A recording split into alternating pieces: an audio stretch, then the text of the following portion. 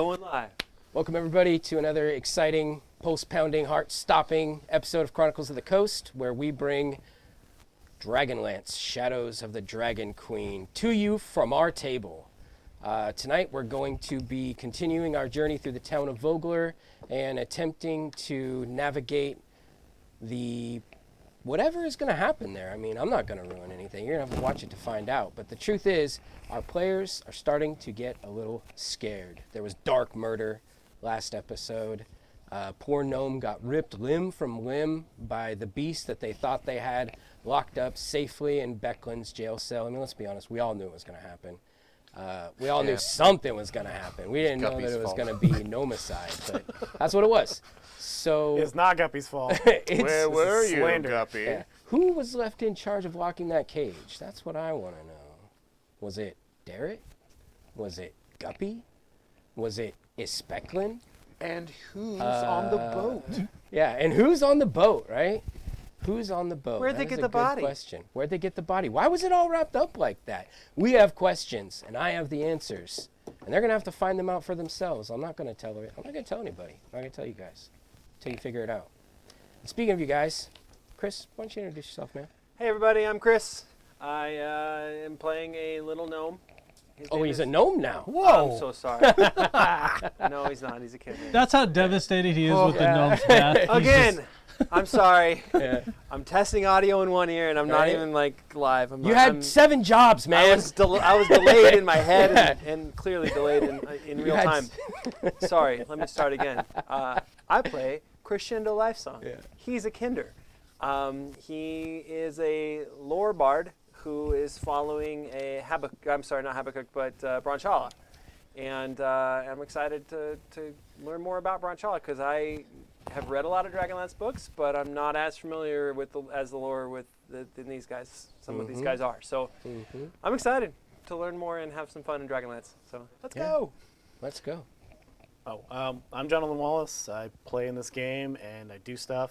Not as much stuff as Chris, who basically gets this thing running like every gosh darn week. Thanks, and then man. like does the audio while we're going through it and trying to make sure that it's all crisp and clear, and then went through all the mics this week.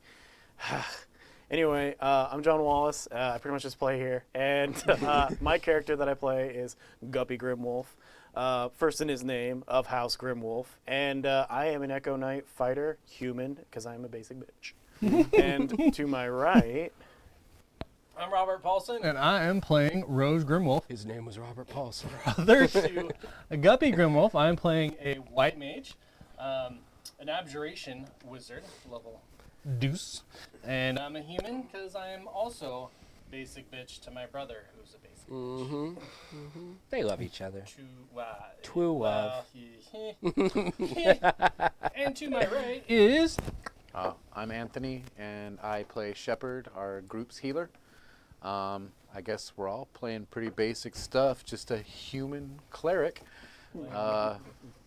Nothing wrong with that. Yeah. I also really enjoy Dragonlance. It's been something that's been a part of my life since I was a little kid. So I'm really enjoying getting a chance to play this game with a new group of people. Yeah. It's been mentioned a few times. For anybody who doesn't know that might be watching, Dragonlance is a fantasy setting that came out sometime in the mid-'80s.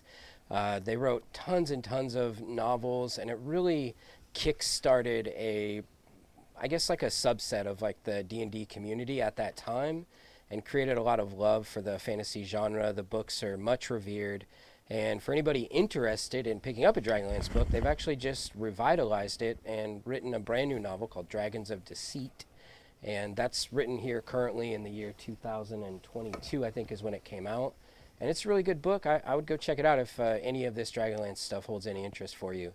It's a good book, written by the original authors who helped inspire this setting right here that we're playing in. So we're going to pick it up right where we left off, in Thornwall Keep, located in the town of Vogler, in which you are all currently residing. It is the evening of Ispin Greenshield's final farewell. You have said your goodbyes to your dear, dear friend, and after the farewell bon voyage of Ispin's funerary boat, Guppy Grimwolf returned with tragic news indeed. Again, as mentioned, the gnome who calls himself Than was found dismembered, ripped limb from limb by the beast known as a draconian that was hiding in the jail cell, not hiding, held captive in the jail cell at Thornwall Keep. You all rushed back to Thornwall Keep upon hearing this news, only to find Becklin in her own horror upon learning that her dear friend Than was ripped to shreds. And it is in this scene that we now find ourselves. Becklin appearing distraught, the rest of you having to manage some of your expectations, knowing that this had occurred not too many moments before her, but some. I believe you guys had a chance to discuss it at the Brass Crab, didn't you, if I recall correctly? Yeah. Maybe moments. Yeah. Yeah, mere moments. I think I'm going to need bandages to sop up the blood instead of the interrogation now. Yes, that is a good idea, my friend Shep. This is a terrible tragedy indeed. Than was a good friend of mine. I gave him the run of the keep. In fact, it is him that created the device you see on the top of this. He calls it the gnome flinger. I'm rambling. I need to sit down. And she goes and takes a seat for a moment and kind of puts her head in her hands a little bit and just attempts to steady herself with some deep breaths. The rest of you are kind of left to your own devices in this room as Becklin takes a little bit of a back seat for the moment. What would you guys like to do with the space? There's a lot to talk about. Is there some place we can go? Oh, yeah. I mean, we can just talk outside the door here without Becklin. That doesn't seem suspicious at all. How about I have an idea. Why don't we go check out the device on the roof? The gnome finger? Oh, yeah, the gnome finger. Oh. I must have misheard what he's... Crash, this is no time to test out cool gnome flingers. You missed the first part, going someplace where no one else is. Let's go. Oh, okay. Before we go, Sure it's not finger? are there any footprints that match mine leaving this place that I could, like, cover up right now? Why don't Just you kick give me a little bit of dirt over? perception roll real quick? Can I help? Yeah. That's a 9 plus 1. Never mind. 10. You remember the tracks that you took in and out of the place, and you actually do see some of your own footprints in the blood. Kind of kick a little bit of dirt in the way here. Just. Yeah, you kind of kick some dirt and straw. It's like a prison sort of jail vibe, you know. So there's like straw and dirt and stuff like that on the floor. Are you dancing, Guppy? Yeah. Becklin is sadness. essentially paying no attention to you. She did send Darrett away at the site of the sort of scene of slaughter. Is there like a puke mark on the floor from like Darrett? Oh yeah, yeah. He lost all those jelly tarts he was eating. Just Fries. yacked them right up. Yeah. Just taters everywhere. Yeah, all the spiced potatoes and tons of rum and everything. Just yacked it all up. So he went off to his rooms at Thornwall Keep, and that's pretty much where he's been for the last few minutes. Becklin, can you like point out which way it is to the roof exactly, so that we're not just like wandering around your keep? She lifts her head up out of her hands, looks at you. The what, Guppy? The roof to go look at the gnome flinger, The right? roof, yes, of course. And just that way, through the central doors and up the stairs. You can't miss it. The keep is not that large. Okay. Yeah. You should be able to find it easily. Yes. So Becklin, how would the creature escape? I don't understand. How could it have possibly escaped? I don't know. Than has keys to the keep. Perhaps he opened the cell door. Perhaps the creature somehow convinced. I don't know. So he had keys, Yes, Than is a friend of mine. and he would come in here and open the jail cell. I have a set of keys I like for the elbow keep. my brother as hard as possible. Brother, I'm going to talk about this in a moment. Beckland is obviously in grief mode here.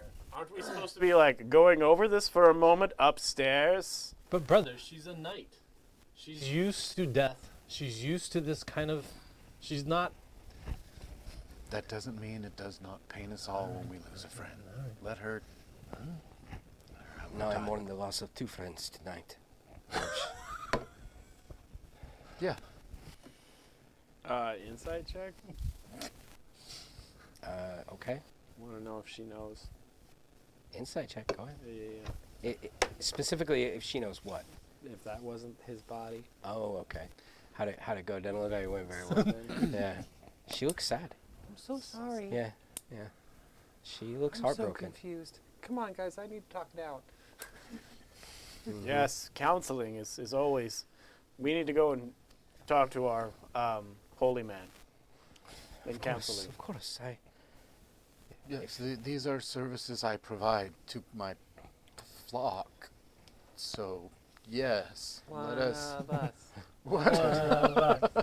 Sorry. Let's go. To be honest, I wish to be left alone for a few moments, if you don't mind. So, I would welcome the reprieve. We will meet again in the morning for the reading of Ispin's last will and testament. We know what happened, of course, so we'll clean up this mess. I mean, we know it was the monster that killed him. You will do this? Yeah, we'll take care of it. We'll bury your friend for you. Do you have a spot like you liked, that like enjoyed?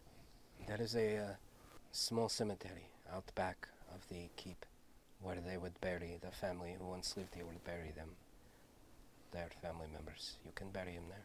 All right. Yes. Okay. So you guys do. You head up the stairs to the roof of the Thornwall Keep.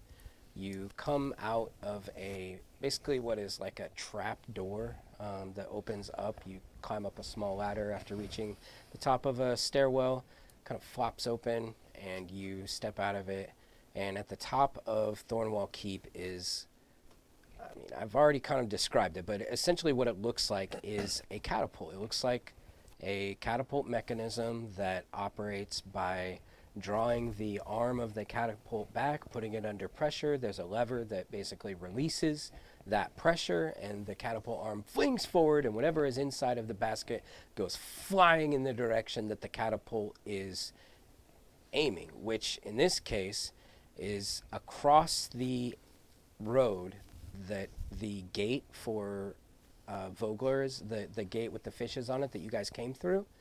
It flings across that road, over the gate, and onto the bluffs on the other side. So as you guys came in, on the left side is some bluffs with a forest at the top of it, and on the right side was Thornwall Keep. So it flings you that way. Are those like pumpkins out there and hills over down there? Like, you guys see that? There's tents from the mercenaries. No, like where the catapult would land. Like he was testing it out. Like he was gonna shoot himself out into the garden. Perhaps. Do you see like a net or anything to catch him? I mean, No, I don't think he. You don't think he'd put himself in that thing, would you? why wouldn't he? Because he can't fly. Give me an insight check. On who? Who says he can't, friend? I'll roll Or this investigation. We'll say investigation. Investigation. I'll, Yeah, I'll that- do investigation. Oh, go ahead. Actually, I think insight's better. That's do you- 21. Nice roll.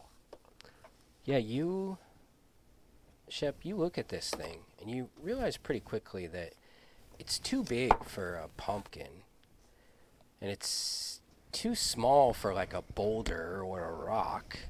And the mesh that is there, that is inside of it, it almost looks like it's built for comfort, or it looks like it's built to not be harmful to whatever is put inside of it. And it dawns on you rather quickly that he probably was doing exactly that, putting himself inside of this thing and flinging himself across the chasm from one side of the keep to the other. So I'm fairly certain he thought of how to get up using this contraption. As for the landing, that's as far as I can think on it. Okay. So He's definitely been launching soft I signals. have a crazy, Probably people. I have a crazy theory. How well could we identify that body down there? What if it's two people faking their deaths? Because it was so horribly mauled. I mean, Could be a cadaver. I mean, they found a body for the first one. Well, someone volunteered us to clean it up, so we're going to get a very We all close gotta look go at to it. look. real quick here, gnomes are not that fucking common, correct? You can't just substitute two gnome bodies like that, right? I would say It's definitely not a shrunken man here. it Small was child, brother. Isn't No, that what he we had call bad children? wrinkly Small hands. I people? saw him. It was pretty ripped to He was pieces. dismembered, brother. Yeah, but I remember distinctly when I came up, and underneath that cloth down there, he has wrinkly hands. My friend, we never met the original guy. It doesn't matter if we met the original guy. We can just look at his hands. It's just the hands of the worker. Not every dead body is a fake dead body, brother. Conspiracy. I'm just saying, there's more than one gnome in this village. Were those 3 knights? Was there more than one gnome? I didn't see any course other there's- gnomes at there's that another- funeral. there's a And killer almost here. everybody came out. There were other gnomes. Not many, but there were a handful of other gnomes. Yeah, and they probably all know each other. And So- that isn't racist. I'm just saying that there's a small amount of gnomes in the city. They're probably all related. It's a good argument. But You're let's right. put a pin in it and think of that maybe they could find a body, just like they did for the other one. And I'm sure I that feel like there's- it's a lot easier to find a human body than it is a gnome But body. they're not trying to replace a human, my friend. They're trying to replace Well, a gnome. let's just assume Why? that it is the gnome we're looking for. Yeah, because it's easier to run not by yourself. We One just- guy's on the run. Just conspiracies inside of conspiracies here. What I'm thinking is that he actually flung himself out of here. We should go check the landing zone. It is the perfect fit for you, Crush. And it's gauged for your weight and size. No. And everyone knows Kender's bounce. With my investigation You check, don't have a way 20. to not die. has it been shot recently? Aren't you curious? I'm curious. I'm curious for you Yeah. to see if you can fly. Yeah. No. So you investigate this thing. You look around it. As you walk from one side of it to the other, trying to figure out has it been fired. You notice 2 things. First thing you notice is that it can be adjusted to fire in different directions. And the other thing that you notice, although currently it is in the position to land across on the bluffs. So it has not been fired. I didn't say that. Okay. The other thing that you notice is hanging from pegs on one side, like a wall is built on one side of it, like a small pony wall or something like that. And hanging from some pegs are 6 like backpack looking devices basically. And they seem to have like some kind of mechanical element to them. It's difficult to make. You've never seen any. Actually, you have seen something I similar started to this investigating these before. with my 20 investigation, and I'm like, brother, are you able to determine what this is exactly? I don't know his inventions. None of their stuff makes sense, and it rarely ever works, brother. The construction on these looks incredibly similar to 2 things that you've seen before. First thing, the boats, the tugboats that pulled the barges. Second thing, they look a lot like the carts that you guys raced on Firebrand Island. Lots of pulleys, brother. Lots of Ropes and pulleys, gears, pistons, all kinds of different stuff. It seems pretty obvious to you that if you were to put on the backpack within easy hands reach, would be a lever that you sort of pulled down. It's like a trapeze-looking thing. Rochambeau, brother, to see who tests it. I'm not letting you test this, brother. Well, Rochambeau, right here, right now, brother. All right, one go. Oh, and Wizards can fly. with that, Roge loses the game of hands, and Brother, like always, I will be going first. I would like to remind you guys of something you may have forgotten, though. At the end of last episode, you guys looked up to the moon and you seen the winged figure of the Draconian flying away. You don't know that. It's Creeple. So just as a reminder of that, you did see that. I did describe that happening. Yeah. I can be wrong, brother. I see my folly. What, Well, you don't want to go for a ride? Oh no, I'm still gonna go for a ride, Fred. Yes. I believe that I'm working on something that I can cast, but I need a long rest. But it may be able to slow me down Oh. at high speeds. Oh. But Well- I need a long rest to memorize it. You know, guys, instead of all of us just like throwing our lives to the wind here, because I won the Rochambeau, I look for a barrel or anything that's like shootable, maybe human size, and I shoot that instead. Hold on, brother. I can actually do this safely. I won't die. I promise you. The moon's light. I promise you I will never die. The moon's light will guide me safely I'll to hug the you earth. right now if you tell me you'll never die. Anyway, well, I trust my brother more than I trust any man here, besides my other brothers. So one thing you can tell rather quickly just by looking at this that it is not designed for items or objects. Anything other than a people is probably really not going to actually stay in the basket. It's designed for someone to kind of put their feet or hold Sure. their hands or And something let like go. that and then let go. You couldn't put an item in it really. Just remember to flap your arms like the birds do, brother. Right, brother. Good thinking. All right. I start cranking it back, I'm assuming. I'll help. Oh, yes.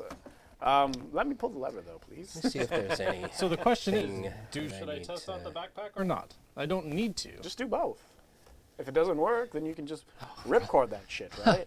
I knew you weren't as thick as your helmet, brother. How dare you? All right. Yeah, let me just take a look at this here. Just like Wile E. Coyote ass shit. Bam! Right into the no, fucking it doesn't- top of it's the Strap me in, brother. Not tested. Not tested. Here we go. So the Like a space monkey. I'll write a sonnet yeah about your beautiful flight. the gnome Only if you die, flinger though. looks like it'll hold a Otherwise, it's got medium no ending or to the smaller story. creature. Oh, it will. It will, and it in terms of mechanics, it takes you an action to load it, an action to aim it, and an action to fire it. So just keep that in mind if you ever are using it in an initiative. In battle. In battle, that's what it takes to do that. So I try to really get it down, like as good and quickly as I can, just in case this ever comes up in battle sometime. the maximum horizontal distance can be set at either 60 feet, 100 feet, or 300 feet. What is it already set at? 300 feet to reach across the The bridge, The the thing. wall. yeah. Well, definitely doing that. Yes. No sense in testing it small. Yeah. Go big or go How home. come I don't get a say in any of this? You're busy getting the suit on. Yeah. Yeah. So you grab the. So he The gets on it. Suit up, Rosie boy. Where are you? Where? All right, brother. Looking at this, I think this cord right here is meant to be pulled once you get in midair. Midair. This one says do not put in mouth. Brother, what is midair, brother? I mean, once you reach the apex of the, before you hit the down falling part. Got it. Basically, any time before you hit the ground again. When I'm ascending and when I'm no longer Nope. ascending. No, make sure you clear the wall first. Otherwise, you're gonna go whoop, ooh. So. I want to Okay, fair give enough, you- brother. I want you to really fix this image in your mind so you understand what's happening because Guppy's mentioning a wall. And that's not really what we're looking at here. There's no wall per se. What we're doing is we're throwing ourselves across the road from one side of the city to the other, basically. So I'm sure that the cold air and this crisp, cool night We is take just this? not going to bother you at all. just set it right Hey, whatever there gets at me the closer edge. to the moon, brother. And if you look there, you'll see Thornwall Keep. There. There. Right there. I know this isn't showing up on camera for everybody, From but here, across the road, on top of these bluffs. Yeah. So feel free to take a. there. Yep. So Oh, okay. no wall, just open road. So on this backpack, and Yeah. whatever is it, like the wings? Are there wings? Is it out? Does it have additional like levers I'll and show you. pulleys? I'll give you a visual aid. What it looks like is a ridiculously contracted and contrived adventuring backpack. Like I said, there's pulleys and all kinds of different things. I all feel like we're over it, going a lot into this. I just want to see it work at this point. But Just don't essentially, put it in your mouth. That's what she said. that's what she said. I've never heard. Well, if you guys can, well, whatever. we'll just show you. Okay. See him? Oh, that's the backpack. Oh, I love it. Yeah. Okay. So I don't know if you're gonna be able to I see want to this wear on one camera, all the but, time. Spoilers. I There's wanna a wear few one all the spoilers, time. so Just full time. fix that in Deploy your it and mind. Yeah. This Party will be balloons! edited in post. Believe me, no, it won't be. Now, brother, just remember, it might not be rated for your weight. And I hit it as quickly as I can. You asshole! The absolute pressure. Your face starts pushing back. Your robes are fluttering in the wind. Oh, you he's look not wearing over, underwear. and you see Solinari just gliding by you as you just start flying. Yeah. And as you start to reach the apex of your journey, you can feel the weightlessness. You can feel the magic tingling. Great. For just a brief moment, you know what it might feel like to fly. And then you start falling. Yeah. Wait. Where is it? Struggling, looking around. Your hands land on the ripcord. Guess I Pull. shouldn't have took this one to put in my mouth. Oh. You guys see Sabotage. You guys see Roge begin his descent, silhouetted against the light of the white moon. He starts to fall. You see him almost panicking, comically looking for the ripcord. He pulls it, and poof, 3 cloth balloons essentially burst out of the back of this thing, all one right next to the other, and they fill with air as he begins slowly descending from one side of the chasm to the other. Yes, Rose? Not a spy balloon. Yeah, Not a a spy It's balloon. just 3 balloons, not one big Doesn't white matter. one. He's gonna Not- make it all the way not over a there spy before he gets balloon. shot down. One It's white, it's one no black, big deal. Really gating this episode today, huh? Yeah. Tell me how we know this happened in February Anyway, of 2023 so, without telling me we know how this happened in February of 2023. Listen, it could have happened also like 3 years ago. But Yeah. anyway. Conspiracies. So is it a red balloon, a black balloon, and a white balloon? Yeah, for Roge's definitely. It mimics your character's personality, absolutely. So for you, yeah, red, white, and black. Except nobody could see the black one, because everybody knows the Black Moon of New Atari is unseen except by the dark mages of Ansalon. Oddly enough, you can see it, weirdo. At the one time of the year, too, where they merge. And you begin descending slowly, safely, falling what looks to be perfectly towards a cleared away landing area below you. You can feel the wind whipping at your face, but the pressure is gone. You're about 60 feet or so from the ground, and you start to feel the backpack shaking. One of the balloons, you can like feel the wind like start whipping through it. Roll a die 20. Please don't die, please don't die, please don't die. No, it's a 12. It's a 12. Yeah. Less dying? You find 2 handholds that you hadn't been holding, and you realize you can actually start to kind of pull them a little bit. And where you were kind of listing before and the thing was shaking and starting to slip off one shoulder, you're able to fix that, readjust, and come in quite pleasantly, actually, for a very safe landing. A couple quick foot hops, and you make it to the ground on the other side. Oh my God, he cleared the cliff, you guys. That was one really smart gnome. Yeah. Maybe a little too smart to just open up a cage and let something maul it to death. Well, we haven't gone down there and investigated it yet, have we? Real quick. Yeah. What do you think the curious gnome wanted to see if something with wings could fly even better, and the draconian convinced him to let him out of the cage to launch him on the thing, but killed him instead? Hold on. Yeah. Then launched himself, and we've just sent Roge to where the draconian might be. He's got a pack. He can jump off the cliff and come back down. Just running the numbers. So you're saying we should all go? I mean, You're it's only- next. Hey, there's I'll go actually next. 3 packs here. I mean, that's just an idea. I have a way to pull the lever while I'm in the cage. Oh, well then I'll just do it, right? You can send me off and I'll enjoy it. We'll check for weight Does it look first. like I can do the crank on my own? Yeah, it's Made for I mean, a gnomes. gnome was it's able made to for do it, gnomes, right? yeah. So So you guys go, I'll follow you. Definitely not racist. Racial, but not racist. one thing, Roge, that you did notice while you were in the air, the road that you guys took to get to Vogler, the North Road as it's called, there was a prominent hill that was just on the other side of that forested area that I showed you on the map where you got flung over to.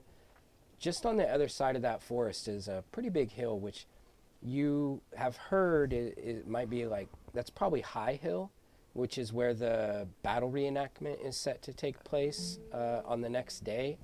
And you did see Cudgel's, the dwarf Cudgel, you did see her mercenary camp encamped out there in that area, the campfires, the tents, etc. So it's legit. What she told us is legit. Yeah, so you Got do it. see her mercenary camp as you get flung. While you guys are discussing this, you do see Roge. I'm assuming. Do you Bank do you- hard do you left start towards the packing- mercenary What camp. do you do with the? I'm thing? leaving it. The You leave it. backpack. I'm Yeah. gonna leave it. Gnomish inventions are just not my thing. Trust the magic. I'll trust in the magic. Yeah. The weave is the way. I'm just gonna leave it. So you do see Roge start heading back your way, just on foot. Yeah, What, couldn't he just jump off and use magic? But wasn't he up on the bluff? Yeah. he's up on the bluff. Yeah. Yeah. I mean, wouldn't it just be simpler for him to jump off and Well, use you magic? get to the edge of the bluff, and it's about 20 feet down. Can I walk around? Do I have to jump the bluff? You can walk around. It's going to take you, a fair amount. 5 probably. minutes? 10 minutes? Well, no. The bluff is pretty big in this area. It's going to take you probably a good 20, 25 minutes to walk to a point where you can safely get down without climbing. You could try climbing. Fine. I just run and jump off. Yeah. Oh my run and God, jump. he's going to... Oh, brother, no! And I'll cast Featherfall. yeah. Just float down. What's moon. Featherfall look like for you? Oh God. I jump off, and then the moon casts a ray of light, white light, boom! Instead of like elevating up, I elevate down. And then I Slowly land safe. He's getting beamed up. No, not beamed up. And then I Damn. brush off and Yeah. continue on my way. Yeah, Wow. perfect. That's exactly what happens. I didn't You're know you could do that. super close to Thornwall Keep now. It's no more than a 5-minute walk from where you are at this point, and you make it back to the keep while they're still in discussions about who to fling next, basically. Well, if he's coming back. Yeah, you guys hear the trap door flop open. Yeah. Go next. Yeah. Again! But we needed the person who weighs more just to make sure that we'll all be able to go. They're Hey, deep hey. in debate. Yeah. Roge, how was it? It was scary, but I think you would love it, my friend. You would absolutely love it. I kind of want to wear one of these all the time. It's a little bit heavy. Is it? It is. And these balloons pop out. It is exciting. It is exciting. Can I pick it up? Yeah, go ahead. Is it heavy? It's not incredibly heavy. I mean, it probably weighs 15, 20 pounds. That's heavy for me. Yeah. There wasn't much to see, but it does look like there are camps, just as Cudgel had said there were going to be. On a hill. Did anyone talk about a hill? Was there a hill mentioned? You're talking about the festival. That's where the reenactment's What was the gonna name? happen. Oh, that okay. It must be there because it's the only really hill that I could see, and the camps were there. And When you were there, right, you didn't see a gnome up there? You know, the whole point of, like, going there in the first place, brother, I right, was brother? alone in the woods. I turned around and came back right away. You didn't talk to anybody up there? I didn't or, see or anyone. look around? My goal was to get back and make sure that we were stuck together. No, your goal was to go up there and see if there's anybody up there, like a living gnome. Look, my goal was to touch the moon. If we're really going to talk about goals here, I wanted to touch the... I'm sorry, brother, we're going to have to send you back. Let's aim it higher. Let's do this. Reset. Pull. I mean, we got a job to do. Let's go take a look at the body. What's that sound? But I I don't know. I think the house dogs have found the gnome. We should probably get down Oh, we soon. gotta inspect the body before the. Oh. All right. Let's go down there. Figure out what temperature steel melts at. There's something called lividity. You know about lividity in the blood. Welcome to How the long did it conspiracy die? episode. hold on. So before we go down, does it look like there are any backpacks missing? I do have. It does not. So all Other than the one you just used. okay, so all the hooks have backpacks and everything, and there's Yeah. not okay. There were check. 6 of them. Roger that. Now there's That's 5. Now there's 5. And so there's a spot right there for you to hang yours back up on. Oh, you brought it back, right? Damn it! You brought it back. Damn it, Crush! I was having so much fun with being flung into the air for No, the first time. I don't You see left one it on in the your back. woods? I left it. In, look, it half worked. It's my fault. It was one of a kind invention you just left. There's 5 more. Well, 6 of a kind to be. One of a kind, brother. Yeah. There's 5 more. Yes, but they were all unique. Oh, you're unique. Yeah, didn't you see it had a weight Thank rating to it, brother? I'm glad you chose the one that doesn't say We gnome size. over can here. go back out, brother, and get it. It's just another walk. That's like This is 40 all fun. minutes. This is all fun. We need to focus a little bit. This is We literally need to keep 40 minutes of focused. my day. We need to keep focused. Let's go look Okay. at the body. Moving on. My money's on the curious gnome let out the draconian to launch it. Cause can they fly? So heading back downstairs with this conversation, you guys make your way back into the jail cell room where the Draconian was kept captive. Becklin is not there when you guys return. She, maybe went to bed. Who knows what she did, but she's not there. And you guys are able to pretty much have the free run of the place. It's exactly as you left it, with Guppy's footprints obscured. Smeared. The jail cell lying open as you had left it. So how do you want to? What do you want to look at first? I guess I'll. Do you want medicine or do you want investigation to look at the body to try to ID the body? I'd like a medicine check. 1 medicine check, please.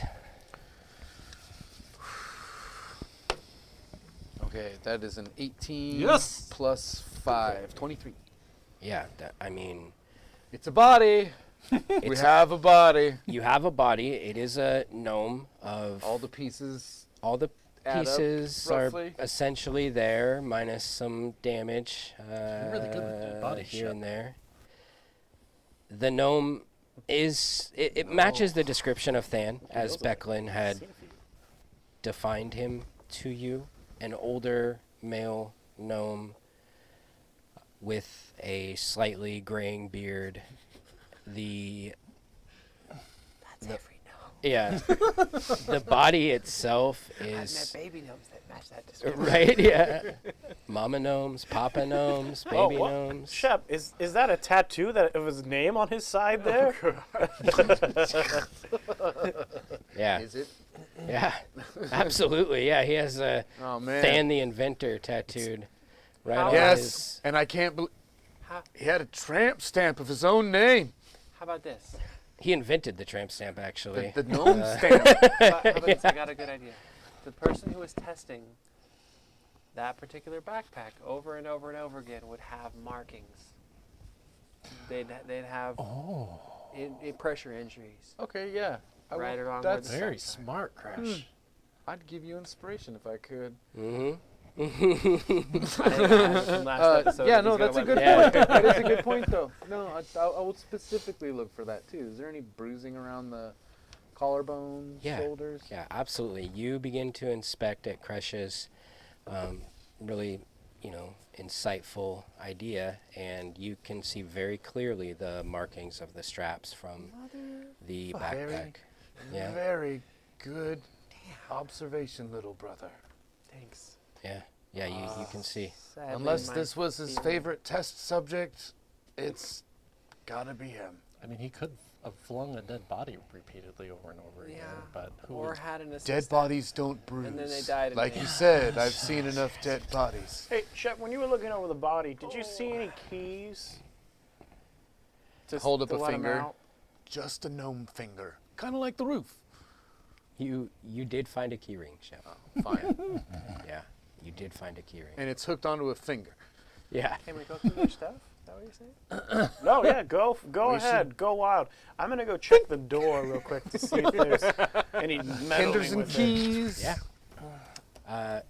You go to check the door, and what you first took to be an unlocked door, you can actually see that the bolt that keeps it latched very visibly snapped off by some great force.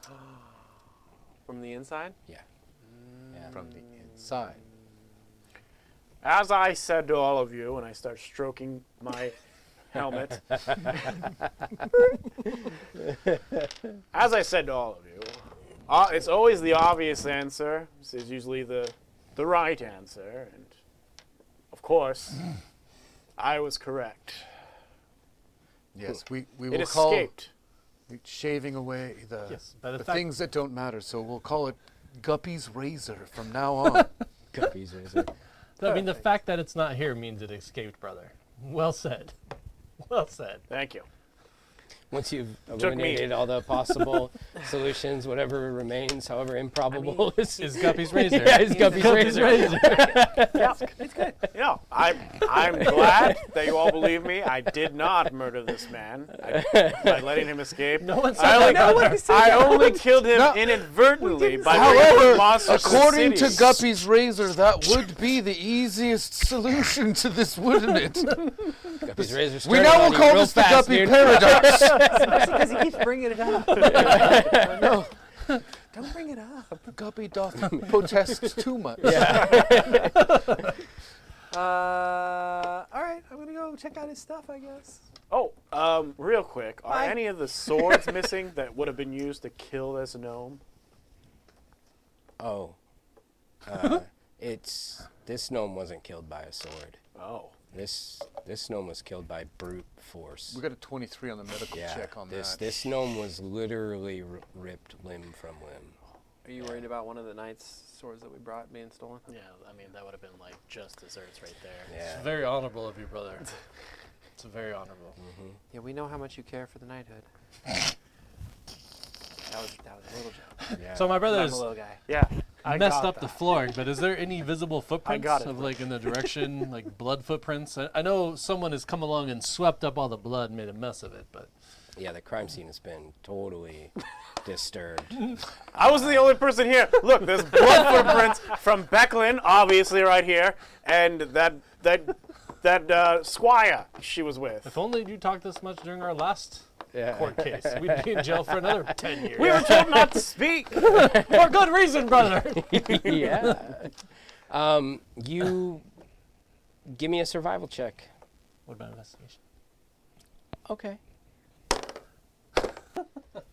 13. 13. 10. I have a passive 15 on investigation. It's pretty impossible to. It's been pretty scuffed up around here. I mean, just based on your general knowledge of understanding the layout of this place, and the only real direction that this creature could have gone, it's likely that it ran out the same way you guys came in, and somehow flew away. Up and away. Yep. And but in terms of like, you're able to easily pick out all your guys' footprints, but in terms of like finding some mystery footprints or something like that, you don't see anything. Yeah. Just got like Adidas marks on the bottom of my fucking. Yeah. Nobody was wearing foot booties. Yeah. You find a very specific footprint with a cross hatch on the boot. No, there's nothing like that. So Yeah, what it looks like happened here, based on everything that you guys have learned, is somehow the Draconian was able to batter this prison door down with its immense strength. Maybe the noise drew Than. He came down to investigate, and bad things happened. Wrong place, wrong time. Yup. All right. There's a grave out back. Looks like I'll do the digging. Maybe you guys could do the cleaning up part. I have a ceremony I can perform. Well, looks like the two people that've got to do the cleaning is left between the two of you. I'm used to cleaning up after you, brother, so that's all right. What's another dead body to clean up? Crush already stole the keys, and he's looking for Do the I need room. to fetch a rug? Looking for... Looks Yeah, like Gnome's room. looks Oh, the like gnome's only room. one person, brother. And I pick up Go the ahead. shovel and clang, start walking away. Yeah, and the last thing he hears is, should I fetch a rug?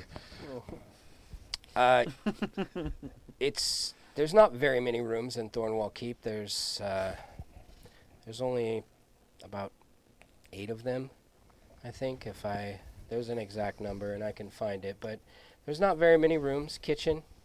You guys have already been in the kitchen, I believe. There's this room, which serves as the jail and kind of storage area, whatnot. There's a few bedrooms on the second floor. There's a privy, and there seems to be a small library fallen into disuse, but there is some books and things like that on the shelves. And a small study, which is most likely Becklin's study. You're able to pretty quickly find what you assume is the gnome's room. It's half bedroom, half workshop area, basically. And there are a lot of very curious, interesting items laying around all over this workshop. Most of them look like the same or similar construction that you've seen on the backpacks. You are able to recognize some of that pretty easily.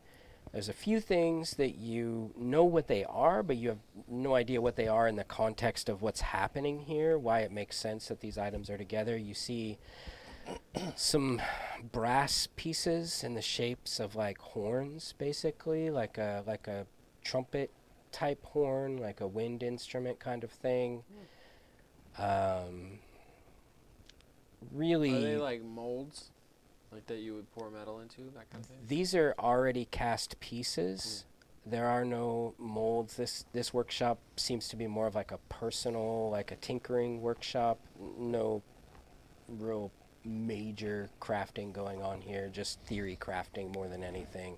Nice. You do find a notebook with a lot of sketches, gibberish, drawings. Everything's in Gnomish in this book, so I don't know if you speak Gnomish or not, but everything in the book is in Gnomish except for a few numbers and some other characters and some things like that that maybe relate to the exact image that they're next to, but most of it is in Gnomish. No spaces. The second I open it, can't Yeah. read it, and it's like above my head. Oop. Yep. I just Lots keep of moving. pictures. Yeah.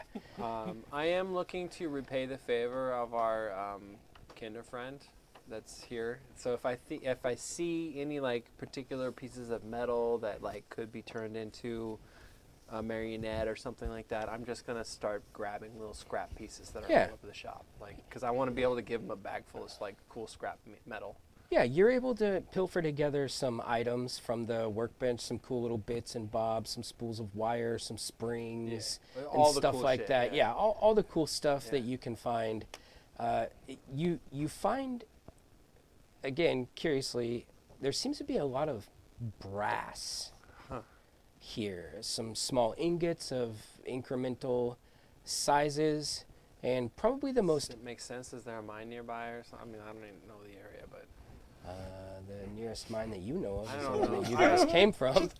Yeah. But we weren't getting brass. We were getting stuff to make steel. Yeah. Brass is an alloy anyway, isn't it? Copper and tin. I think so. Yeah. Anyway, Or is that that's kind of bronze? above Crush's Right. thought grade anyway. So I'm looking for shinies. The most curious thing that you find, and it seems to be of central study to this workbench, is Copper and zinc. it's crafted from brass, and it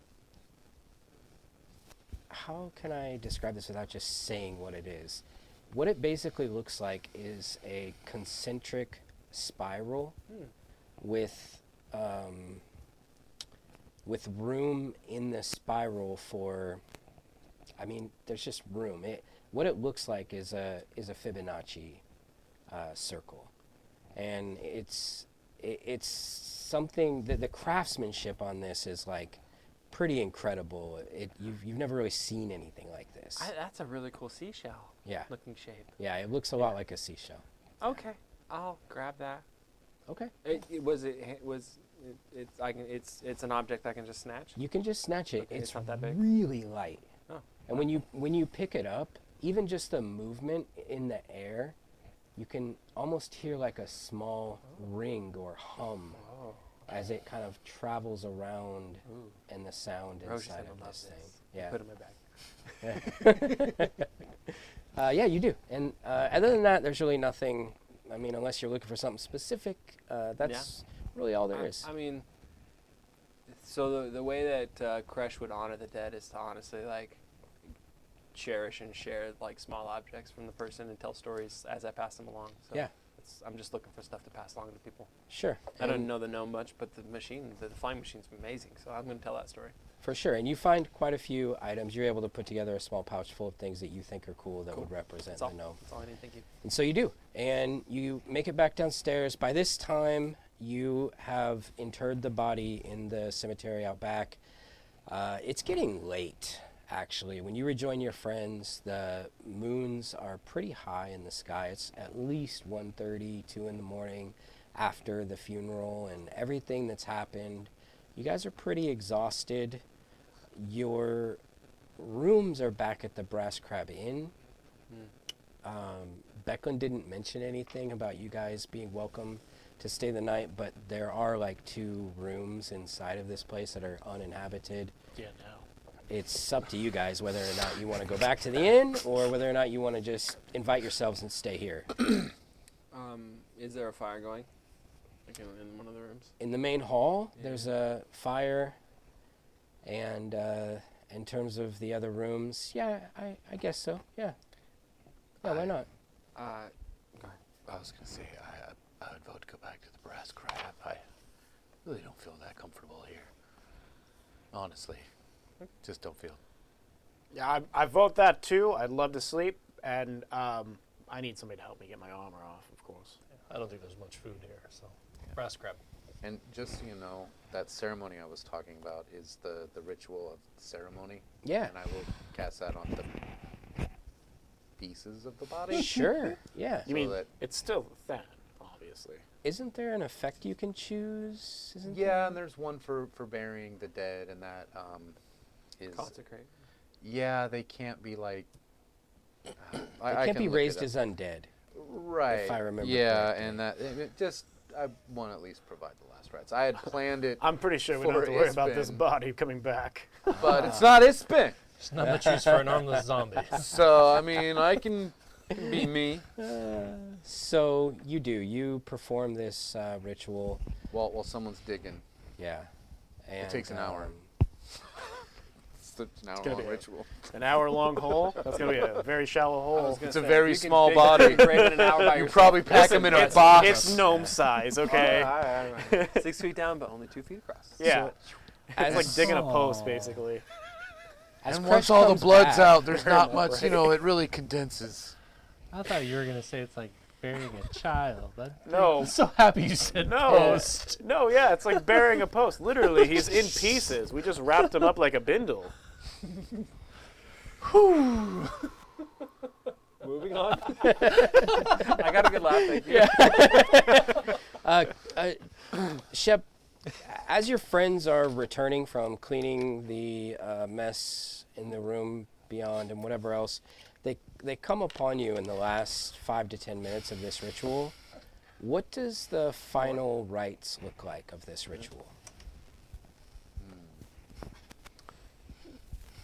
Well, I was going to say it had something to do with that gem Habakkuk, but didn't you say that did we merge that to The blue sapphire. the new you, lantern, You have or- not yet. Okay. So then under the light of the lantern, I will use it in some motions, Mm-hmm. because it does require some physical motions Yeah. to do the Some somatic components. the ritual. And I will go about, placing it on his head, maybe on his mouth, chest, at least where I think they are, Yeah. and wish him the best and off to see whatever god he's going to be going to.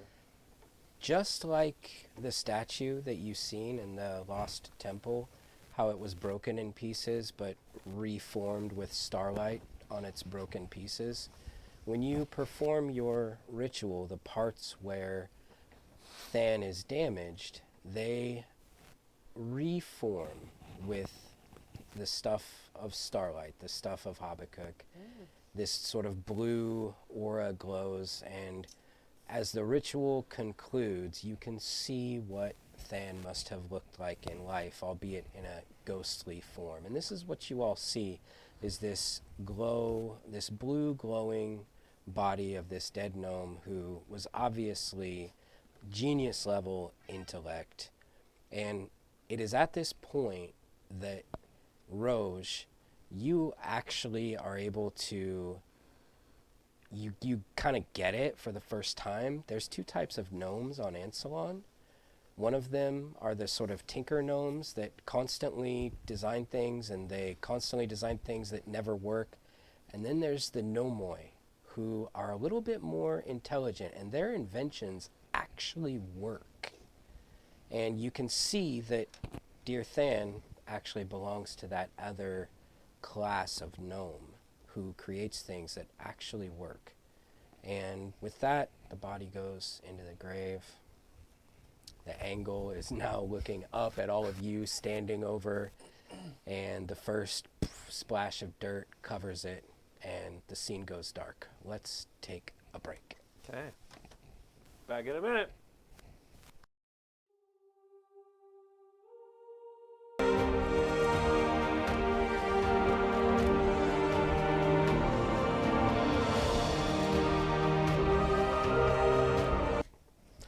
Welcome back to Chronicles of the Coast, everybody, where we like to have fun and play D&D. And that's what we do, and that's what we're doing tonight. And what we're going to do next is we are going to read the last will and testament of our dear friend Ispin Greenshield. Not so serious. It's so serious, and it's not funny at all, actually.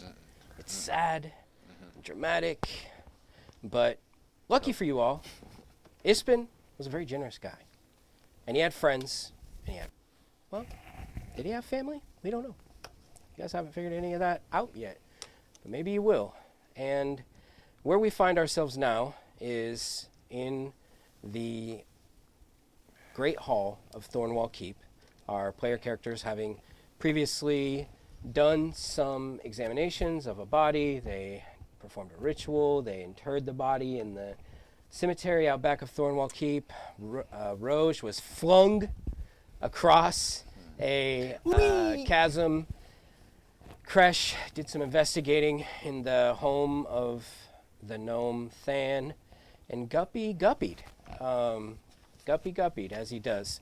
And what he really did, though, was he learned that the Draconian that escaped did not escape with the help of Than, as had been previously suspected. He escaped with brute force, bashing his way out of the prison cell that they had put him in. And like the kind, almost knight that he is, he dug a grave for the gnome. I ain't no knight. And second, I worked on my rest, the long rest, on an object. Oh. Well, maybe you'll have time to tell us about that, Guppy, after we read Ispin's last will and testament. You've been summoned to Thornwall Keep. You leave your rooms from the Brass Crab Inn, travel across the city of Vogler. The town is alight with excitement. Streamers are being placed across the roads.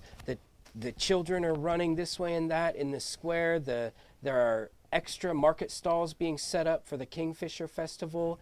The stench arising from Guppy is almost palpable as he never takes off his helm. He specifically asked for help. Yeah. it also the sense. I wash, guys. The armor never comes off, bro. We both know I this. literally took my armor off Yeah. at the end of this. It was- I saw it. yeah. It's true. Ham and garlic at the same time. I can't sleep with armor on. You can't long rest. It's in the rules. Brother, Look I've at the seen- PHB. Brother, We I've seen you clearly sleep- see the armor shape in the bed. You started I did this. You always sleep in your armor, You're brother. welcome, whoever's watching. The smells and scents of the Kingfisher Festival, of the food cooking. You guys see Nimue off in the distance, rushing from place to place, pointing out colors of fabric to drape across the different stalls. And he's got clothing in his arms. He sees you guys and gives a half wave.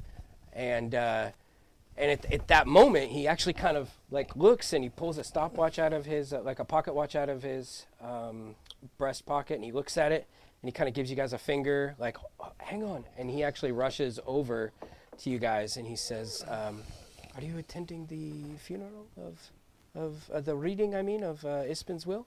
May I accompany you?" Absolutely. Someone's got to find out who's gonna get his socks. That's right. That's right. You there? And he like gestures at some person helping. Come here and take these items from me. And he like passes off these pieces of clothing and stuff that he has, and he accompanies you guys to Thornwall Keep. How did I do getting dressed this morning? There's so many buckles. I'm like Yeah, with the one. with his brand new like beautiful like suit that's Yeah. armored, and it's like he's like he just naturally just Well, you- fixes me up. Yeah, he does. Yeah. All the while just muttering platitudes and words of affirmation. You precious little thing. Look at you. Oh. You're so sweet with all not purring. this. Yeah. Look at now. There you go. Just gently kind of pushes you off, and everybody makes their way to Thornwall Keep. You arrive, and upon arrival, there is a small group gathered outside of the keep itself. Fucking and vampires. I know. Do you think they're all getting something? within moments, Becklin Why are steps we here out again? from the portcullis area, and with A lot of them. right, and I'll tell you who you see. You see Darrett, young Darrett Highwater, the squire of Becklin Uthviharen. You see two faces that are familiar but not a pleasant sight. Lord Baccharis and his son, Baccharis the Younger. Those are Cars, two the that got younger. chased out of the Yep. funeral, Yes. Yep. Okay. Loudmouths who can't keep your their friends. their mouths shut. Right. Of course, Nimue is in attendance with you all, and the dwarf Cudgel Ironsmile is in attendance as well. As always, armed to the absolute teeth, looking quite serious today. She catches your eye, gives you a bit of a grin and a glint, but immediately back to business. Becklin ushers you all inside to the grand hall. I think she saw what was underneath your robes. Yeah, she was watching on the flight of Rose There was Grimwolf. one Yeah. extra moon in the sky. And forgot to wear underwear. the table is We set saw the black one. for breakfast. There's fish, Brown one. soups, various different items, some eggs and things like that, and it's all arrayed to be eaten by you guys. You all sit down, take your places at the table. It's one of those long. The two of you are very familiar with this setting. It's basically what you grew up with: high-backed chairs, long oaken table, fancier than it needs to be for any occasion, let alone this one. Candles at various different interspersed along the length, more forks and spoons and knives than are needed to eat. This is a formal occasion. There is some music playing from somewhere that you can't really determine exactly where it's coming from, but it's there. And you all sit down. Becklin sits at the head of the table. I'd like to thank you all for coming here today. I know that on this day, it should be a day of celebration, which no doubt Ispin would greatly appreciate you all taking part in the Kingfisher Festival. But first, we must dispense with this matter of Ispin's estate. It was his request that after his funeral, his will would be read, and his things would be dispersed among his friends and those who he considered family.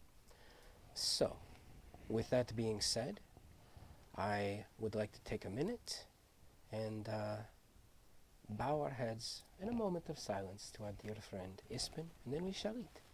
And she takes off her cap, actually, that she has on, and bows her head in silence for a I few take moments. off my armor helmet in front of everybody. Just a big tuft of hair comes out, unibrow and all. Lord Baccharis nudges his son. Take a look at this one. Tell me, Solamnic. Yeah. Mm-hmm. After the moment of silence, Becklin says, "Let's eat. Enjoy. There is soup, there is fish, there is crab, there is eggs, there are many very delicious things here. Enjoy them. And once the meal is done, I will inform you all of what has been left to each of you." And, Delicious. Thank you, Yalmi. yeah. As always. Yeah, catered by Yelmi. And so you guys do. You eat, you enjoy the food. It's absolutely delicious. And Ispin pulls out a scroll. I'm sorry, Becklin pulls out a scroll. And Freudian slip. Who was on the boat? who was on the boat? That's a good question that you all should find an answer to. Who was on first? I don't know. In the voice of Ispin Greenshield. My dear friends, though it has been, for some of you, long since I last laid eyes on you, you are always with me in my hearts. I have lived a great and full life, amassed many adventures, amassed many tales, and, as a result, a small fortune, if I am being honest. And as each of you know, I am always honest. It now falls to my dear friend, Becklin Uthviharan, to detail to each of you what it is that I wish you to carry of mine with you into this life as you travel through it the same way that I once did. To my dear friend, Nimue. Nimue kind of perks up, a little sad. I leave to you my list of clients. Go to them. Spread your fashions among them, my friend. Teach them what I came to know, and that is the beauty of your soul through your creations. I know that you will treat them well, as I have always done. And Becklin pulls out a small book and hands it to Nimue. Silent, he accepts the book, doesn't start looking through it yet, just kind of clutches it to his chest, and eyes wet with a little bit of tears, blue skin, glinting and shining, hair sort of waving. And now, to you, young Derrit, I leave my fortune. I leave my treasures, my coins, everything. May you do with it what I was not able to in life. Enjoy it. For I spent all of my time traveling. I rarely spent anything, and you should spend it all on whatever you want. But you must travel to the city of Kalaman to retrieve it. That is where it is located, in the bank there. To you, my dear friend Cudgel, we shared many adventures together. Fought many bandits, escaped many traps, never laying down the roots, never having a place to call home other than where we laid our heads at night. To you, Cudgel, I leave my home here in Vogler. May you finally have a place to rest your head when you are done with your adventures, friend. And Becklin hands Cudgel a set of keys.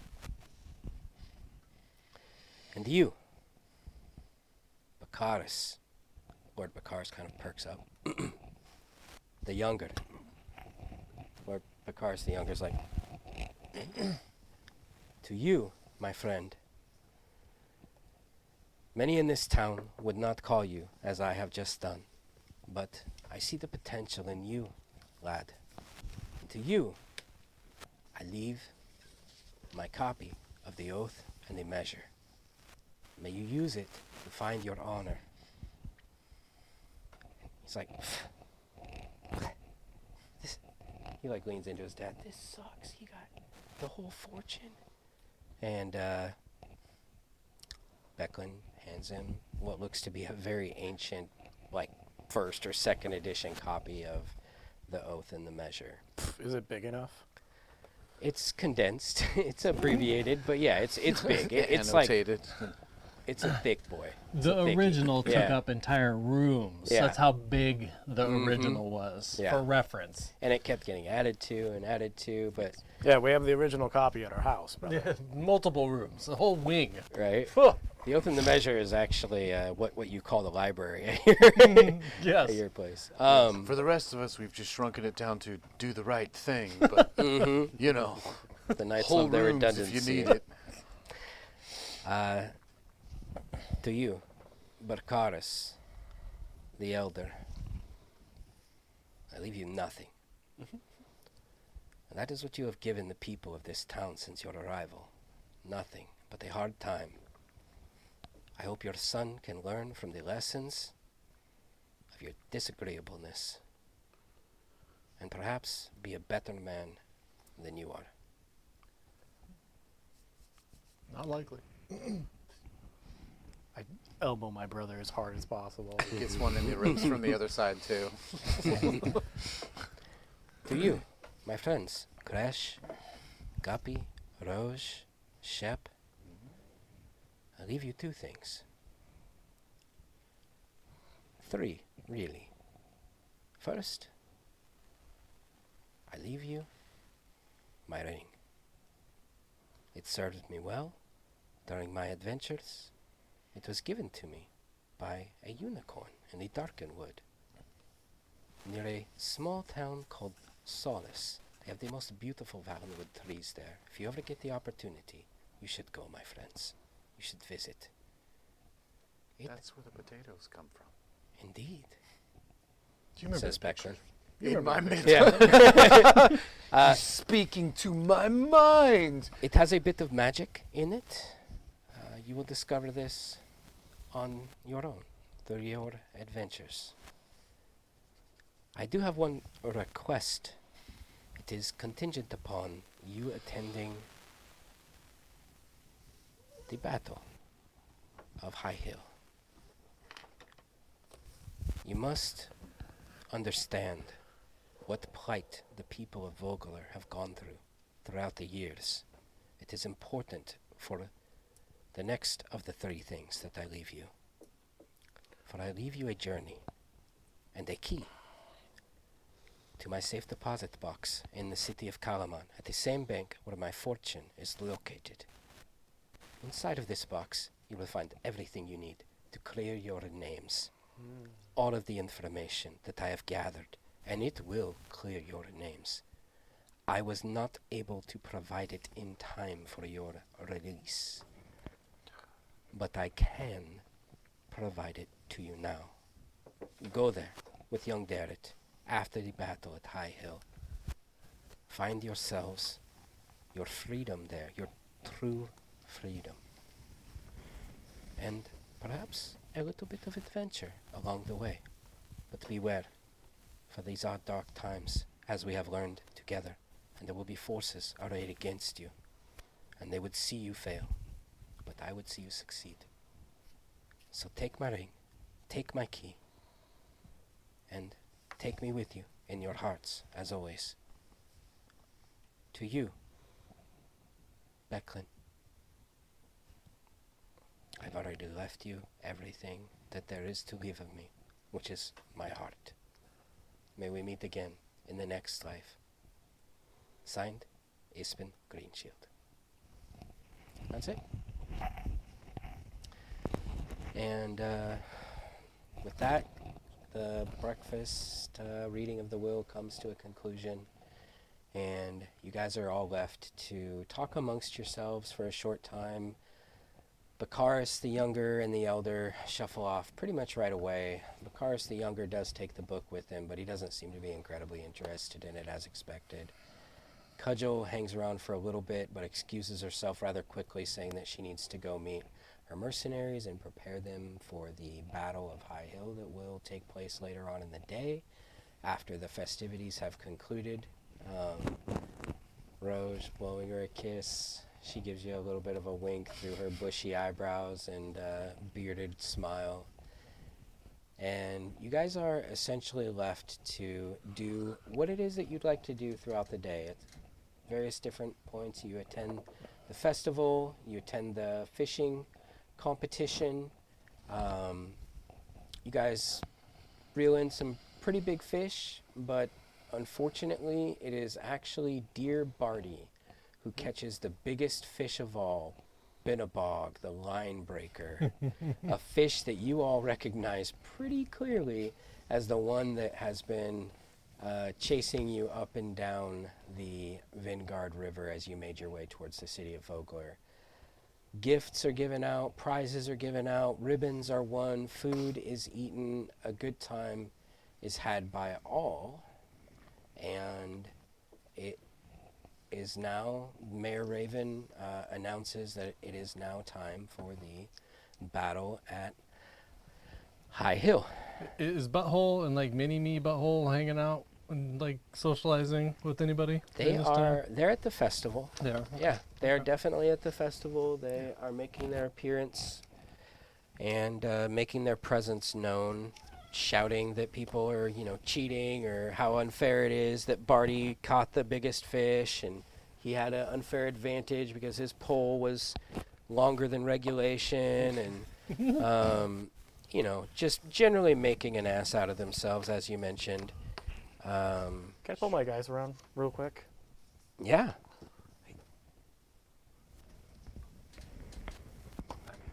It's been really trusted Beckwood. I think we should tell her. It's the honorable thing to do, brother. What are your guys' thoughts on this? I mean, my brother and I are obviously in agreement, but I'm not sure what you guys think. My other brothers. I think it's very unlikely she doesn't know. Well, maybe you guys could gauge her reaction. I mean, I tried. Couldn't read her earlier.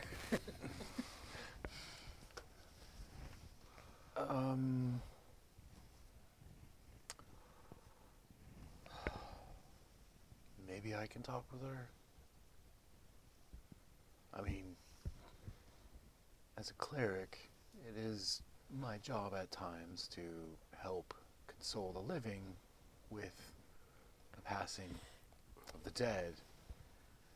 And that would give me a opportunity to be in a position where I could suss out and maybe feel out if they might know what's going on. And if I feel like they don't, I could cue her in that we know something is wrong. But I definitely think we should be discreet about this, because I don't think everyone in town knows that someone else is dead. Fair point. Do you want me to talk? Mm-hmm. I think that's a great idea. I would agree so. Do you want to just do this alone and then gauge her right now before the battle? Because I don't know. Maybe somebody might take her out also. Just a heads up. Ooh. Yeah, let me talk to her before. So soon it might be.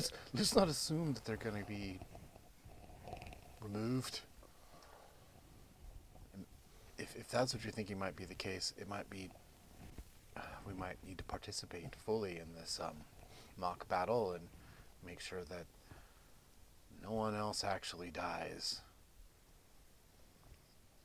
whether we know them or not. It's a good idea. You should go have that quick conversation. We'll way over here and talk with Kojal. Get ready for battle.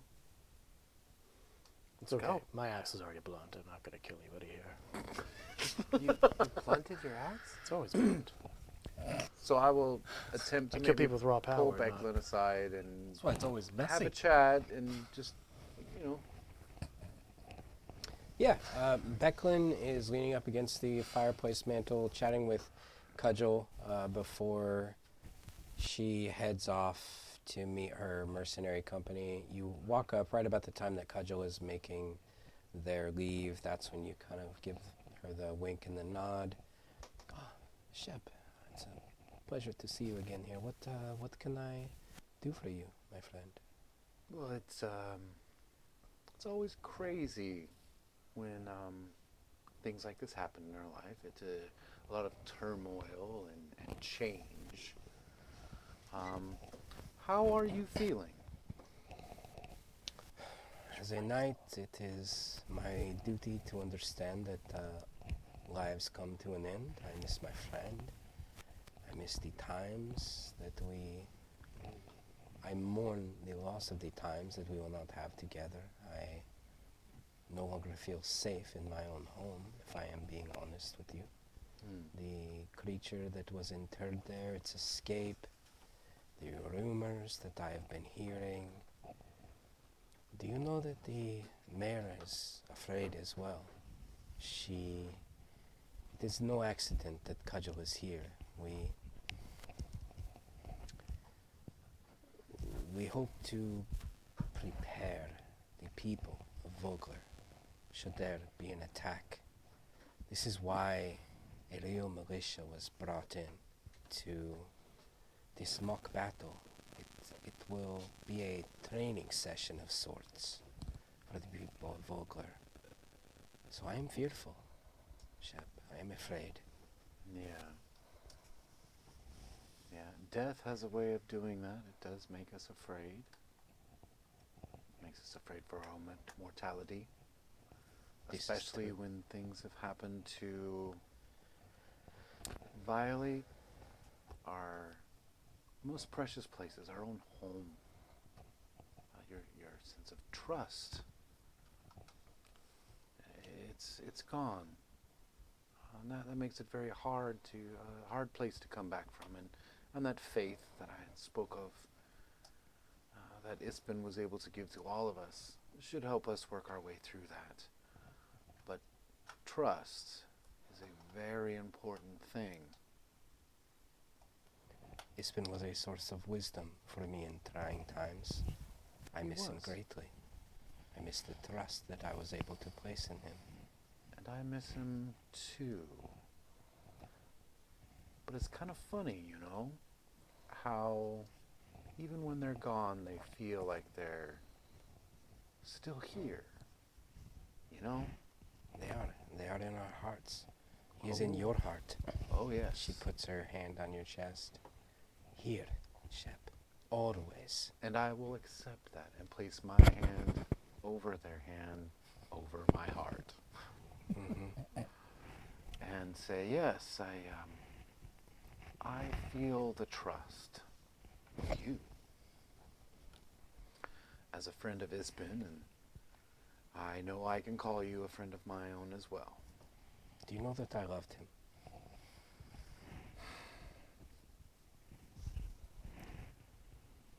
I was afraid of that. She looks at you kind of quizzically. What do you mean, Shep? Why Well, would... love complicates a lot of things in life, generally for the better.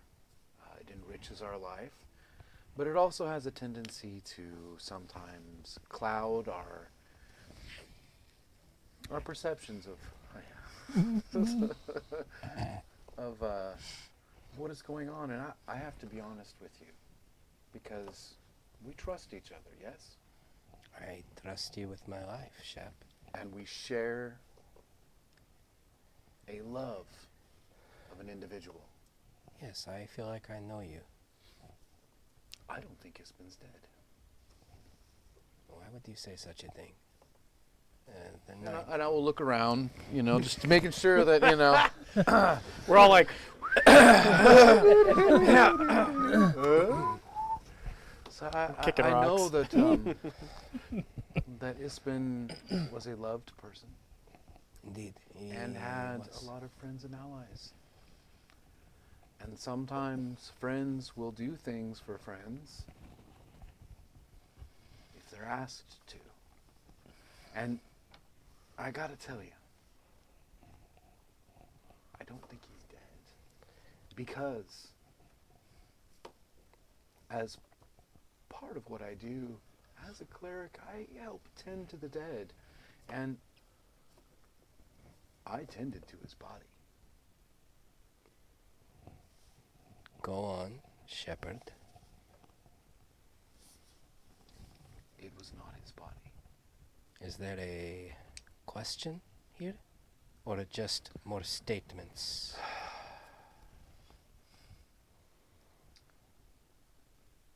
For the love and the trust that I know we have. What do you know?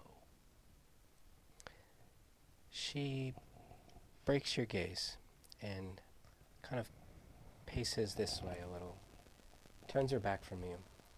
Do you know, as she turns away, oh my god. that sometimes when there is love between two people, there are also, and she turns back to you, promises, bonds of trust.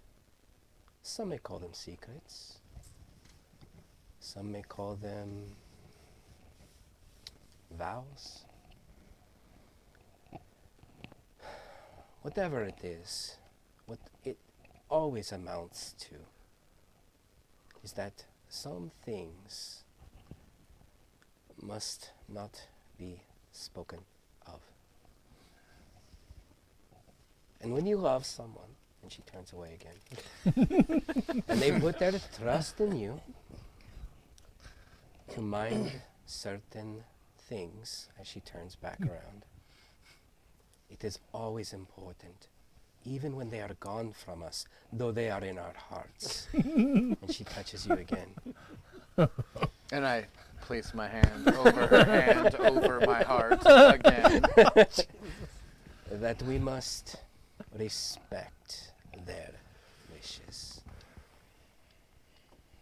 To remain as they wanted us, to remember them, which in Ispen's case is gone.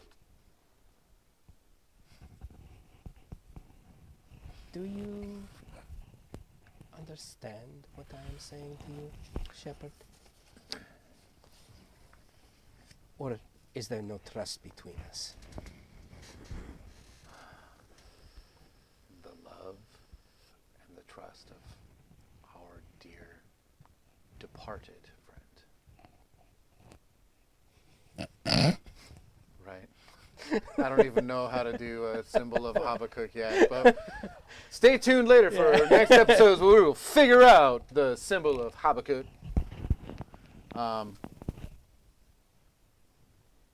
Yeah, for the love and the trust of our friend, our departed friend. I know that our intention is to carry out his dying wishes, Indeed. And that is my intention. but I want you to understand something. Okay, I am listening, as always.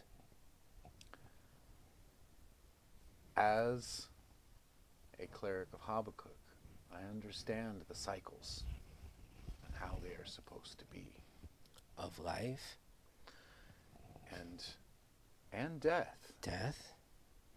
And is it not a central tenet, and forgive my ignorance, of Habakkuk, that rebirth is also an aspect of your deity's Wiki Rose, I'm going to kick you in the leg. portfolio? Is this not true? Is not the symbol of Habakkuk himself that of the phoenix? absolutely is. And the cycle, praise Habakkuk, is paramount. Then place your faith in your God, my friend.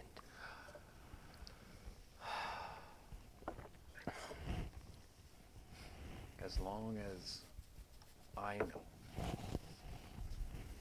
that the cycle has been preserved.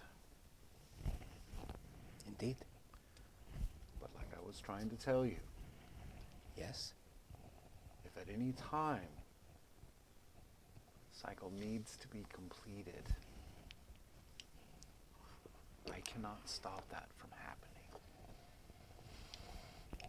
And Okay, take your rebirth meaning. is not up to me. Indeed. I love you. And we loved Ispin. And as long as the cycle is doing what it's supposed to be doing, I'll be okay. Just like I know you're going to be okay.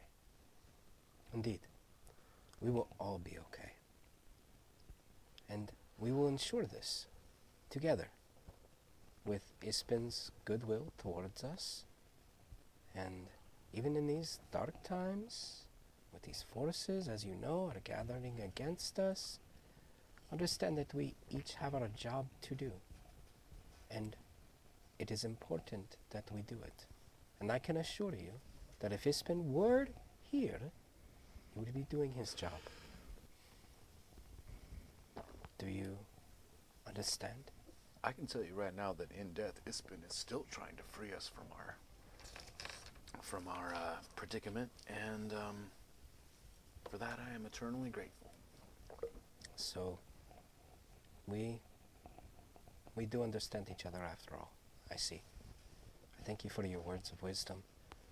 They echo many of those conversations that Ispin and I had ourselves. He was a man of philosophy, although not a godly man. He understood what it is to know the gods, although he did not necessarily worship them. Another fact that I revered about him. Well, philosophy and faith are but 2 steps apart, so Well, then let it's us not walk a big together stretch. towards Let's that do goal. this. Indeed? Okay. And with that, it is time to gather in the town square. The mercenaries, the militia of Vogler arrives in their pageantry, their cobbled together pieces of armor, their blunted wooden spears and swords, padded shields, wagons laden with beverages for the participants, and Mayor Raven, Uth Vogler, announces, "To High Hill!" And with much fanfare, music playing, the Disciple of the Moon is there playing music. Which As- one? The same that was at the black robe guy? The black robe guy. Okay. And as well as the blue-skinned elven woman that you had previously seen at the That's Brass 2. Crab Inn. She is accompanying this time the Disciple of the Moon and essentially singing what is backup vocals with him. And the melody is absolutely haunting. Roj, Guppy, you guys actually recognize it. It is a tale of honor lost, sorrow, betrayal.